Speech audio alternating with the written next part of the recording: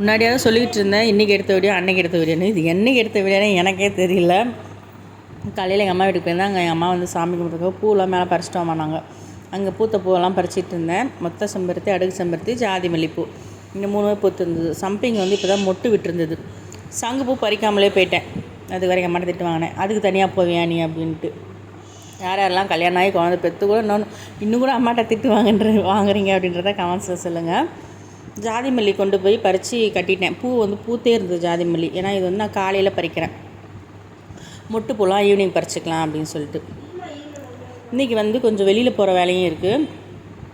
அதுக்காக வந்து காலையிலே வந்து வீட்டில் போய் எல்லா வேலையுமே முடிச்சுட்டு நான் வெளியில் கிளம்பிட்டேன். எங்கே அப்படின்னு பார்த்தீங்கன்னா, என் வண்டி வந்து பார்த்திங்கன்னா சீட்டு வந்து கிழிஞ்சிடுச்சு. அந்த சீட் கவர் போட்டிருந்தேன் ஆல்ரெடி, அந்த கவர் வரைக்கும் கிழிஞ்சிருச்சு. அது வந்து அதை போட்டுக்கிட்டே அப்படியே ஒரு மாதமாக சுற்றிட்டே இருந்தேன். சரி இதுக்கு மேலே வேலைக்கு ஆகாதுன்னு சொல்லிட்டு நானே ஃப்ரெண்டும் அந்த சீட் கவர் போய் மாற்றி தரலான்னு போயிருந்தோம். சீட் கவர் மாத்திர ஒரு 15 நிமிஷம் கேப் இருக்குல்ல, அதில் நாங்கள் ஃபோட்டோஸு வீடியோஸ்லாம் எடுத்துகிட்டு இருந்தோம். போர் அடிக்கலாம், சும்மா எப்படி உட்கார்றது.